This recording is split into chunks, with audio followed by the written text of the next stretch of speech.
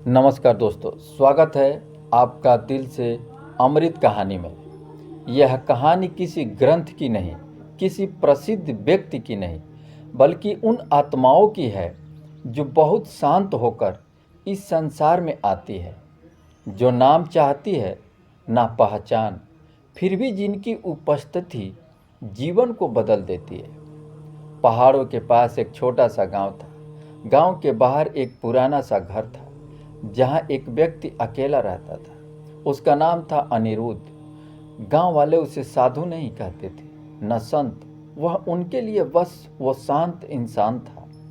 अनिरुद्ध बहुत कम बोलता था, पर जब कोई दुखी व्यक्ति उसके पास बैठ जाता तो बिना कुछ कहे भी मन हल्का हो जाता। ऐसा लगता जैसे कोई अंदर की गांठ खोल दी हो। लोग कहते थे, इसके पास बैठो तो रोना आसान हो जाता है। कोई नहीं जानता था अनिरुद्ध पहले क्या था, कहाँ से आया। वह खुद भी कभी अपने बारे में कुछ नहीं बताता था। सुबह सुबह वह बिना किसी नियम के दीपक जलाता, कभी आंखें बंद कर लेता, कभी बस आकाश को देखता रहता। कभी मंत्र ओठों पर आ जाते, कभी अचानक आंखों से आंसू बहने लगते। वह खुद भी नहीं समझ पाता कि क्यों गांव में एक युवक आया है, जीवन से हारा हुआ।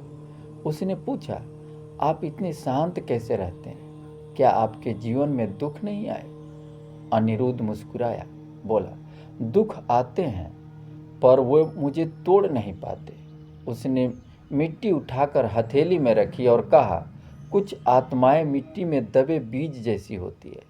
बाहर से कुछ नहीं दिखाता, पर भीतर बहुत कुछ तैयार हो चुका होता है। समय आने पर शांति अपने आप उग जाती है। युवक समझ नहीं पाया, पर उसके मन में कुछ बैठ गया। एक बार गांव में बड़ा संकट आया। लोगों के काम छूटने लगे, घर में तनाव बढ़ गया, सब घबराए हुए थे। पर अनिरुद्ध वहीं रहा, शांत। रात को वह अकेला बैठा था। युवक ने देखा, उसके चेहरे पर भय नहीं था, बस एक भरोसा था, जैसे भीतर कोई दीपक जल रहा, जो बाहर की आंधी से नहीं डरता। अनिरुद्ध सादगी से जीता था। साधारण भोजन, साधारण वस्त्र। लोग कहते थे, आप चाहें तो बहुत कुछ बन सकते हैं। वह हंसकर कहता, जो चाहिए था वह पहले ही मिल चुका है। किसी का बच्चा बीमार होता तो अनिरुद्ध चुपचाप बैठ जाता। किसी जानवर को चोट लगती तो उसकी आंखें भर आती। सेवा उसके लिए कर्तव्य नहीं थी, स्वभाव में थी। उसे भीड़ पसंद नहीं थी, एकांत में वह ज़्यादा जीवित लगता था। मौन उसके लिए खालीपन नहीं, घर जैसा था। सबसे खास बात, वह ईश्वर से ऐसे बातें करता जैसे अपने से कभी शिकायत करता, कभी हंसता, कभी रो लेता।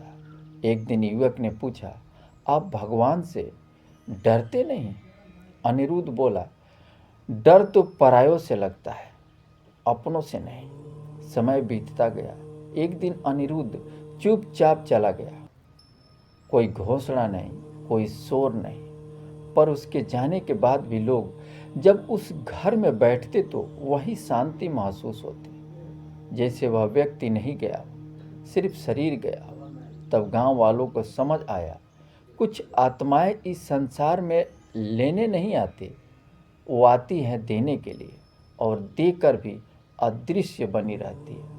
अंत में बस यही बात, हम पहले क्या थे यह उतना महत्वपूर्ण नहीं, हम इस जीवन में क्या बन रहे हैं यही असली साधना है। अगर यह कहानी आपको अपनी सी लगी तो इसे विशेषता मत मानिए, जिम्मेदारी मानिए, और मन ही मन बस यही कहिए, हे प्रभु, मुझे बड़ा मत बनाना, मुझे सच्चा बनाना, मुझे पहचान मत देना, मुझे उपयोगी बनाना।